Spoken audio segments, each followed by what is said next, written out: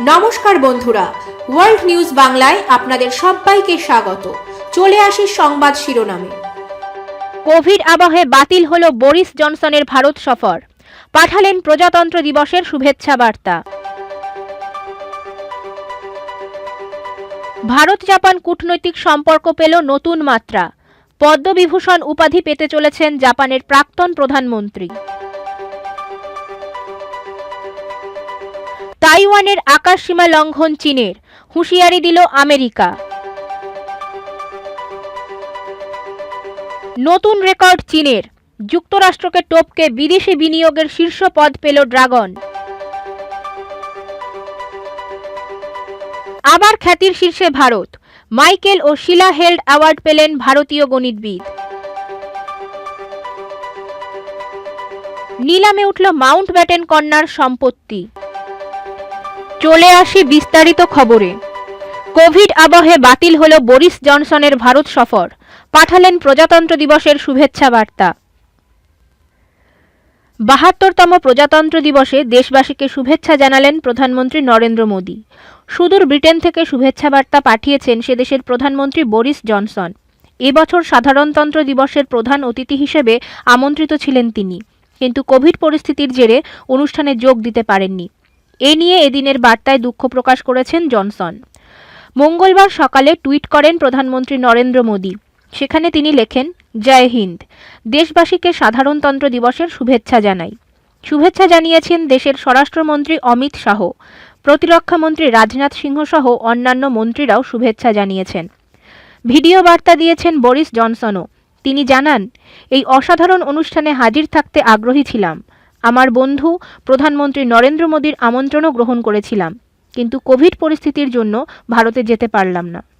২৬শে জানুয়ারিকে ব্যতিক্রমী এক সংবিধানের জন্মদিন বলেও উল্লেখ করেছেন জনসন। পাশাপাশি ওই ভিডিও বার্তায় করোনার বিরুদ্ধে যৌথ লড়াইয়েরও বার্তা দেন ব্রিটেনের প্রধানমন্ত্রী। তিনি বলেছেন, করোনার বিরুদ্ধে ভারত ব্রিটেন কাঁধে কাঁধ মিলিয়ে লড়াই করছে। ভ্যাকসিন নিয়ে যৌথভাবে গবেষণা, উৎপাদন ও বিশ্বের বিভিন্ন প্রান্তে সেই টিকা পৌঁছে দেওয়ার চেষ্টা চালাচ্ছে, যাতে দ্রুত গোটা মানবজাতিকে কোভিড মুক্ত করা যায়। ব্রিটেনের প্রধানমন্ত্রীর আশা, খুব শীঘ্রই গোটা বিশ্বকে করোনা মুক্ত করা যাবে। চলতি বছরের শেষে ভারতে আসতে পারেন বলেও জানিয়েছেন তিনি। এ প্রসঙ্গে তিনি বলেছেন, ভারতের সঙ্গে সম্পর্ক মজবুত করতে চলতি বছরের শেষেই ভারতে আসতে পারেন তিনি। ভারত জাপান কূটনৈতিক সম্পর্ক পেল নতুন মাত্রা, পদ্মবিভূষণ উপাধি পেতে চলেছেন জাপানের প্রাক্তন প্রধানমন্ত্রী। একের পর এক প্রতিবেশী দেশগুলির সঙ্গে সুসম্পর্ক বজায় রাখার জন্য ভারত সরকার নিয়েছে বিভিন্ন পদক্ষেপ। এই তালিকায় শেষে যুক্ত হল জাপানের নাম। প্রজাতন্ত্র দিবসের আগে প্রকাশিত হল পদ্মবিভূষণ প্রাপকদের তালিকা। সেই তালিকায় রয়েছে জাপানের প্রাক্তন প্রধানমন্ত্রী শিনজো আবের নাম। এই প্রস্তাবে তিনি খুবই খুশি হয়েছেন এবং আবেগ আপ্লুত। তাইওয়ানের আকাশসীমা লঙ্ঘন চীনের, হুঁশিয়ারি দিল আমেরিকা। একদিকে ভারতের সঙ্গে লাদাখে স্ট্যান্ড অফ, সিকিম সীমানায় ধাক্কাধাক্কি, অন্যদিকে পূর্ব সীমান্তে ছোট্ট দ্বীপরাষ্ট্র তাইওয়ানকে রোজ হুমকি দিচ্ছে চীন। দিন তিনেক আগে তাইওয়ান সীমানার খুব কাছে ঢুকে পড়েছিল কয়েকটি চীনা ফাইটার জেট। রবিবার প্রায় ১ ডজন ফাইটার জেট অতিক্রম করল তাইওয়ানের আকাশ সীমা। অবশ্য মূল ভূখণ্ডের আগে থেকেই ফিরে গিয়েছে যুদ্ধ বিমানগুলি। সূত্রের খবর, ৮টি যুদ্ধবিমান এবং ৪টি বোমারু বিমান নিয়ে এসেছিল চীন। তাইওয়ান বিমান বাহিনী পাল্টা প্রস্তুতি হিসেবে নিজেদের ফাইটার জেট আকাশে ওড়ায় এবং মিসাইল সিস্টেম মোতায়েন করে দেয়। J-10, J-16 ছিল চীনা বাহিনীতে। তবে তাইওয়ান জানিয়েছে, চীনের বিরুদ্ধে সর্বদা প্রস্তুত তাদের বিমান বাহিনী। মূল ভূখণ্ডে এলে দাম দিতে হবে চীনকে। তবে এটাই প্রথম নয়। এর আগে তাইওয়ানের দক্ষিণাঞ্চল এবং দক্ষিণ চীন সাগরে তাইওয়ান নিয়ন্ত্রিত প্রতাস দ্বীপপুঞ্জের মধ্যে বহুবার চীন ফাইটার জেট উড়িয়েছে। তাইওয়ানকে নিজের অঞ্চল বলে দাবি করে চীন। ঘটনার কিছুক্ষণ পরেই মার্কিন বিদেশ মন্ত্রক জানিয়েছে, যেভাবে চীন প্রতিবেশী রাষ্ট্রকে গায়ের জোর দেখানোর চেষ্টা করছে তা অত্যন্ত উদ্বেগের। জো বাইডেন ক্ষমতায় আসার পর চীন বোঝার চেষ্টা করছে যে চীন নিয়ে মার্কিন নীতি কী হতে চলেছে। ট্রাম্প যেমন সরাসরি যুদ্ধের পরিস্থিতি তৈরি করেছিলেন, বাইডেন কি একই পথে হাঁটবেন, নাকি চীনের সঙ্গে বন্ধুত্বপূর্ণ সম্পর্ক বজায় রেখে এগোবেন? বিশেষজ্ঞরা নিশ্চিত, বাইডেন প্রশাসনের হালচাল বোঝার জন্য এই পদক্ষেপ গ্রহণ করেছে চীন। এর আগে রবিবার মার্কিন সেনা জানিয়েছিল যে ইউএসএস থিওডোর রুজভেল্টের নেতৃত্বে একটি মার্কিন বিমানবাহিনী বাহক সমুদ্রের স্বাধীনতা প্রচারের জন্য বিতর্কিত দক্ষিণ চীন সাগরে প্রবেশ করেছিল। অর্থাৎ আমেরিকার তরফে ইঙ্গিত স্পষ্ট। চীন নিয়ে মুখে ট্রাম্পের মতো আক্রমণাত্মক না হলেও বাস্তবে চীনকে বিশ্বাস করতে রাজি নয় আমেরিকা। বাইডেন বুধবার অফিসে শপথ গ্রহণ করেছিলেন। তার প্রশাসন বলেছে যে তাইওয়ানের সঙ্গে সম্পর্ক আগের মতোই মজবুত। অন্যান্য দেশের মতো তাইওয়ানের সঙ্গে আনুষ্ঠানিক কূটনৈতিক সম্পর্ক নেই আমেরিকার, কিন্তু তাইওয়ানের ওপর আক্রমণ হলে দ্বীপটিকে রক্ষা করার ব্যাপারে আইন দ্বারা আবদ্ধ মার্কিন প্রশাসন। নতুন রেকর্ড চীনের, যুক্তরাষ্ট্রকে টপকে বিদেশি বিনিয়োগের শীর্ষ পদ পেল ড্রাগন। যুক্তরাষ্ট্রকে টপকে নতুন সরাসরি বিদেশি বিনিয়োগের জন্য বিশ্বের শীর্ষ গন্তব্য হিসেবে জায়গা করে নিল চীন। রবিবার প্রকাশ হওয়া জাতিসংঘের পরিসংখ্যানে এমনটি দেখা গেছে বলে ব্রিটিশ সংবাদ মাধ্যম বিবিসি জানিয়েছে। 2020 সালে যুক্তরাষ্ট্রে বিদেশি কোম্পানিগুলোর নতুন বিনিয়োগ প্রায় অর্ধেক নেমে গেলে দেশটি নিজের শীর্ষস্থান হারায়। অন্যদিকে একই সময় চীনের প্রতিষ্ঠানগুলোতে নতুন সরাসরি বিনিয়োগের পরিমাণ 4% বেড়েছে। ফলে এক্ষেত্রে বিশ্বের 1 নম্বর স্থানে উঠে আসে দেশটি। এর মধ্য দিয়ে বিশ্ব অর্থনীতিতে প্রভাব দেখা গেল যুক্তরাষ্ট্রের সঙ্গে বাণিজ্য যুদ্ধে লিপ্ত চীনের। আরও জানা যাচ্ছে, গত বছর চীনে $163 বিলিয়ন নতুন সরাসরি বিদেশি বিনিয়োগ হয়ে গিয়েছে, আর যুক্তরাষ্ট্রে গিয়েছে $134 বিলিয়ন। 2019 সালে যুক্তরাষ্ট্র $251 বিলিয়ন নতুন বিনিয়োগ পেয়েছিল, আর চীন পেয়েছিল $140 বিলিয়ন। তবে নতুন বিদেশি বিনিয়োগের ক্ষেত্রে চীন শীর্ষস্থানে উঠে এলেও মোট বিদেশি বিনিয়োগের ক্ষেত্রে এখনও আধিপত্য ধরে রেখেছে যুক্তরাষ্ট্র। তবে চীন 2028 সালের মধ্যে বিশ্ব অর্থনীতির 1 নম্বর আসনে চলে যাবে বলে পূর্বাভাস দিয়েছে যুক্তরাজ্য ভিত্তিক centre for economics and business research. আবার খ্যাতির শীর্ষে ভারত, মাইকেল ও শিলা হেল্ড অ্যাওয়ার্ড পেলেন ভারতীয় গণিতবিদ। তরুণ ভারতীয় গণিতবিদ নিখিল শ্রীবাস্তবকে মাইকেল ও শিলা হেল্ড অ্যাওয়ার্ডের যৌথ বিজয়ী ঘোষণা করা হয়েছে।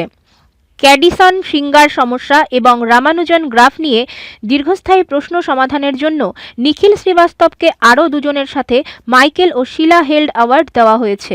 ন্যাশনাল একাডেমি অব সায়েন্সের এক বিবৃতিতে বলা হয়েছে, বার্কলের ক্যালিফোর্নিয়া বিশ্ববিদ্যালয়ের Nikhil Srivastava, Ecole Polytechnique Federale de লাসানের অ্যাডাম মার্কাস এবং ইয়েল বিশ্ববিদ্যালয়ের ড্যানিয়েল অ্যালাম স্পিলম্যান 2021 সালের মাইকেল এবং শিলা হেল্ড অ্যাওয়ার্ড পাবেন। মাইকেল এবং শিলা হেল্ড অ্যাওয়ার্ডে পদকের পাশাপাশি পুরস্কার হিসাবে $1 লক্ষ অন্তর্ভুক্ত হয়েছে। শ্রীবাস্তব, মার্কাস এবং স্পিলম্যান ক্যাডিসন সিঙ্গার সমস্যা এবং রামানুজন গ্রাফ সম্পর্কিত প্রশ্নের দীর্ঘদিন ধরেই সমাধান করছেন। এই প্রক্রিয়াতে লিনিয়ার অ্যালজেব্রা, বহুপদী জ্যামিতি এবং গ্রাফ তত্ত্বের মধ্যে আরও গভীর সম্পর্ক অনুসন্ধান করা হয়েছে।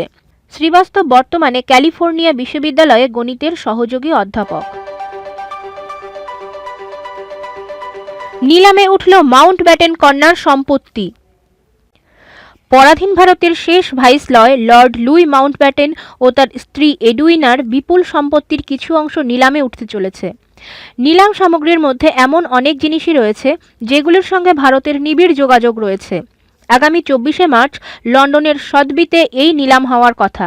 যেসব সামগ্রী নিলামে তোলা হবে সেগুলি মাউন্টব্যাটেন দম্পতির বড় মেয়ে প্যাট্রিশিয়ার সম্পত্তি, যার মধ্যে রয়েছে বেশ কিছু দুর্মূল্য অলংকার। 2017-য় 93 বছর বয়সে মারা যান প্যাট্রিশিয়া। শুধু লর্ড মাউন্টব্যাটেনের কন্যাই নয়, ব্রিটিশ রাজপরিবারের সঙ্গেও সরাসরি আত্মীয়তার সম্পর্ক ছিল তার। 1924 সালে জন্ম। তাকে বলা হতো second countess Mountbatten of Burma. রানী ভিক্টোরিয়ার 5ম প্রজন্ম তিনি।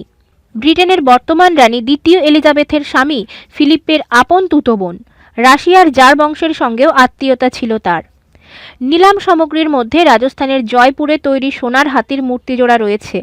লেডি মাউন্টব্যাটেনকে তাদের 24তম বিবাহ বার্ষিকীতে যা উপহার হিসেবে দিয়েছিলেন লর্ড মাউন্টব্যাটেন। 1946 সালে দেওয়া সেই উপহারে লেখা ছিল, এডুইনা ফ্রম ডিকি। দিল্লির ভাইসরয় ভবনে 1922 সালে বাগদান হয়েছিল মাউন্টব্যাটেন দম্পতির। সেই বছরই ওয়েস্টমিনিস্টারে বিয়ে হয় দুজনের। ওই হাতিটি ছাড়াও নিলামে উঠবে এডুইনার রং বেরঙের রত্নখচিত টুটি ফ্রুটি নেকলেস। তাছাড়া রানী ভিক্টোরিয়ার একটি হীরের সেট ও সোনার ব্রেসলেটও নিলামে ওঠার কথা। এত সব মহামূল্যবান অলংকারের দর কত উঠবে তা নিয়ে আপাতত মুখ খোলেনি নিলাম সংস্থা। তবে শুধু গয়নাই নয়, প্যাট্রিশিয়ার সম্পত্তির মধ্যে রয়েছে প্রচুর দামি আসবাবও, যার মধ্যে উল্লেখযোগ্য 1767 সালে প্রখ্যাত ব্রিটিশ কারিগর টমাস শিপেন্ডেলের তৈরি একটি অ্যাংলো ইন্ডিয়ান কাঠের চেস্ট। প্যাট্রিশিয়া তার স্বামী জন ন্যাচবুলের সঙ্গে সপ্তদশ শতকের যে বাড়িতে থাকতেন, সেখানকার আসবাবের মধ্যে ওই চেস্টটিও অন্যতম। শুধু বাবার সূত্রেই নয়, শ্বশুরবাড়ির সূত্রেও ভারতের সঙ্গে যোগাযোগ ছিল প্যাট্রিশিয়ার। জন ন্যাচবুলের সঙ্গে বিয়ের পরে ভারতে এসে বেশ কয়েক মাস মধুচন্দ্রিমা কাটিয়েছিলেন তিনি। তাদের বিয়েতে ব্রাইডসমেড ছিলেন বর্তমান রানী দ্বিতীয় এলিজাবেথ। প্যাট্রিশিয়ার শ্বশুর মাইকেল ন্যাচবুল ছিলেন ভারতের কনিষ্ঠতম ভাইসরয়। সেই সূত্রে প্যাট্রিশিয়ার শাশুড়ি ডোরিন একটি imperial order of crown, the crown of India পেয়েছিলেন। তৎকালীন ভারত সাম্রাজ্ঞী রানী ভিক্টোরিয়ার দেওয়া সেই সম্মান পদকও নিলামে উঠবে মার্চে। আজ তাহলে এই পর্যন্তই। ভালো থাকুন, সুস্থ থাকুন। ধন্যবাদ।